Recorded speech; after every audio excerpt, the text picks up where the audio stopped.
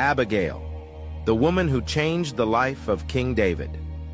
Destiny helpers are people whose mere presence can change the course of your life. Such was the case for David when he met an extraordinary woman that changed his life. This story takes place after David experienced the loss of his mentor, Samuel, as described in 1 Samuel chapter 25, verse 1. Following Samuel's passing, David departed and journeyed to the wilderness of Paran. It was in the course of this journey that he met the woman that God used to single-handedly stop him from self-destruction and redirected his gaze towards his destiny of becoming the king of Israel. Who is this extraordinary woman that changed everything, not only for David but for generations of Israelites and indeed for humanity? What did she do, and what were the consequences of her actions, both for her and for David, who later became a king? The story is narrated in the book of 1 Samuel chapter 25. According to the passage of the Bible, there lived a wealthy man named Nabal, whose business thrived in the town of Carmel. He owned 3,000 sheep and 1,000 goats, plenty of slave laborers, and other valuable properties. However, Nabal was not a very good man. In fact, his name, Nabal, is reflective of his character. He was harsh and wicked in his dealings with other people. Yet, he was married to a beautiful, kind, gentle, and intelligent woman named Abigail. This pairing almost reminds one of the story of Beauty and the Beast. Only this beast was beyond taming. Although Nabal possessed great wealth, he was poor in spirit and miserable in living.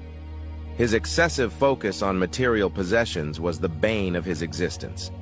Even during the sheep shearing or harvest season, a time of common hospitality and feasting, Nabal did not show any form of generosity. In contrast to her husband, Abigail was generous and beloved by all. The Bible speaks well of Abigail, equating her beauty with that of only two other women, Rachel and Esther. One might wonder how a man like Nabal could have ever won the heart of a remarkable woman like that. Not far from where Nabal had his farm and tended to his flock, David had his camp with his men. One day, as narrated in the book of 1 Samuel chapter 25, verses 4 to 9, news reached David in the wilderness that Nabal was shearing his sheep, that is, harvesting. David sent 10 young men with this message: "Go to Carmel, find Nabal, and greet him on my behalf. Extend to him my wishes for a long life, peace to him, his household, and all his possessions. I have heard that his shepherds, who have been with us, were not harmed and nothing was missing while they were in Carmel. Ask your young men, and they will confirm this. Therefore let my young men find favor in your eyes and be treated well, for we have arrived on a joyous occasion. Please share whatever provisions you have at hand with your servants and with your son, David." David and his men had been voluntarily protecting Nabal's workers and his flock.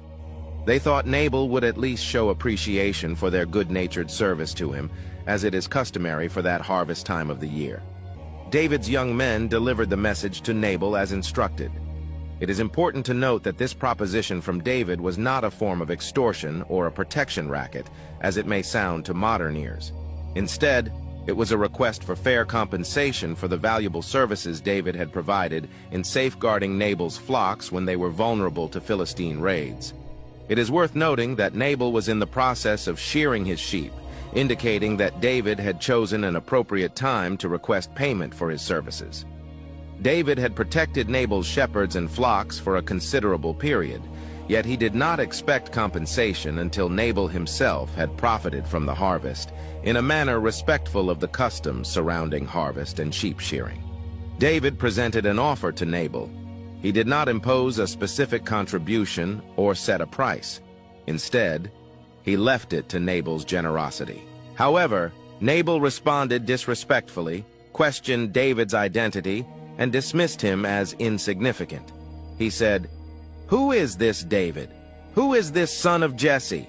Many servants are breaking away from their masters these days. Why should I take my bread and water, and the meat I have slaughtered for my shearers, and give it to men coming from who knows where?"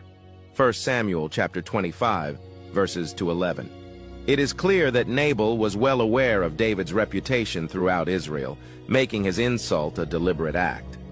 Nabal, fully cognizant of David's identity, chose not to acknowledge him. Nabal's choice of language reflected a common sentiment in today's society when people ask, "Who does he think he is?" Nabal continued to belittle David by falsely accusing him of being a disobedient servant.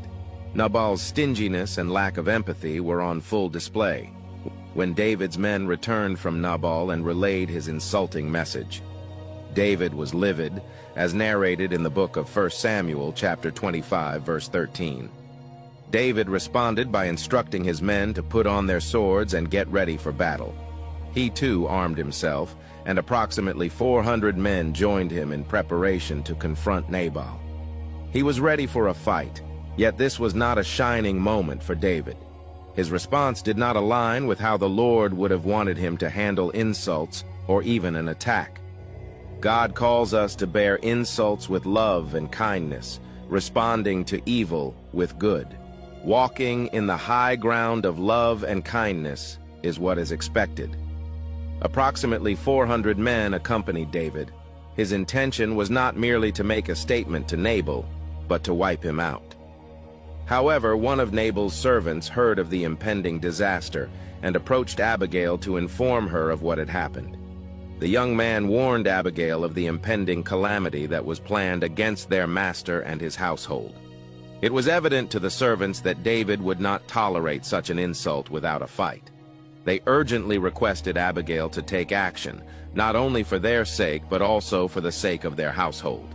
They described Nabal as a scoundrel, emphasizing the futility of engaging in reasonable conversation with him. This explains why they didn't hesitate to make an urgent appeal to Abigail, realizing it was a matter of life or death. Abigail acted swiftly, demonstrating her wisdom and judgment. She recognized the urgency of the situation and wasted no time in making preparations. She gathered 200 loaves of bread, 2 jugs of wine, 5 sheep already prepared for roasting, 5 measures of roasted grain, 100 clusters of raisins, and 200 cakes of figs. After the items were loaded onto donkeys, she instructed her servants to go ahead of her, assuring them that she would follow. It is important to note that she did not disclose her actions to her husband. She knew that she would have been unable to convince him. Abigail rode on her donkey, but as she was going through the hidden part of the mountain, she unexpectedly encountered David and his men, who apparently were coming to attack her husband. As Abigail caught sight of David, she hastened to dismount from her donkey and prostrated herself before him, kneeling with her face to the ground in a show of deep respect.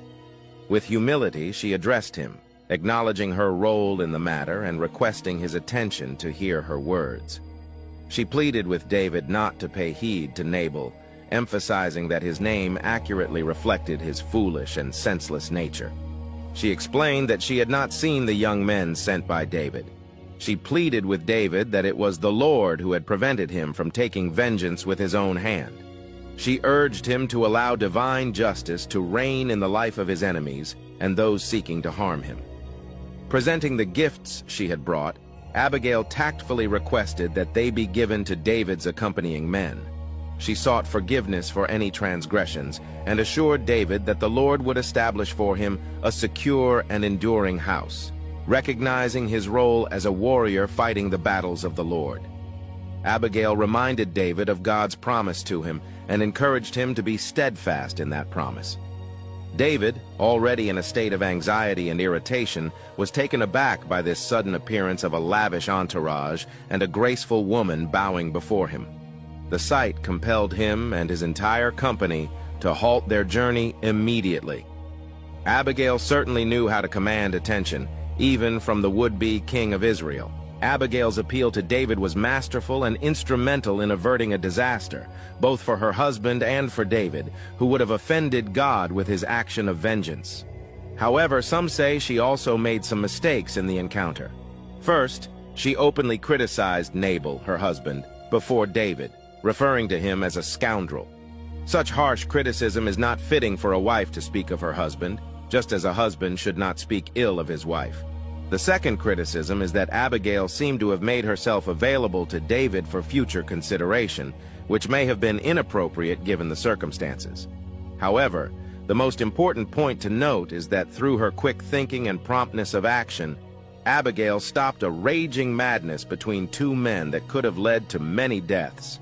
Abigail's wise words served as a poignant reminder for David, evoking memories of a time when he had wholeheartedly trusted God for victory, slaying Goliath with a stone and a sling.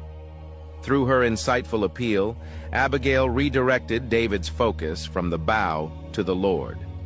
What made Abigail's plea truly magnificent was its uplifting nature. Rather than tearing David down, she exalted him, emphasizing his glorious calling, destiny, and overall integrity. Abigail simply urged him to consider whether his actions aligned with his future and character.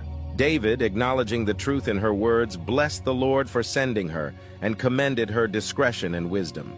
He recognized that she had prevented him from shedding blood and seeking revenge with his own hands. Through her bold, swift, and wise appeal, Abigail halted David's descent into sin. Abigail's appeal was not only compelling but practical as well. She promptly settled the debt owed to David, ensuring that he received what was rightfully his. When Abigail arrived back home, Nabal was having a grand feast and was completely intoxicated. She wisely chose to withhold her message until the morning when Nabal's disposition had sobered. When she finally informed him of the situation, his heart sank with uncontrollable rage, and he was instantly struck with paralysis. Shortly thereafter, he died.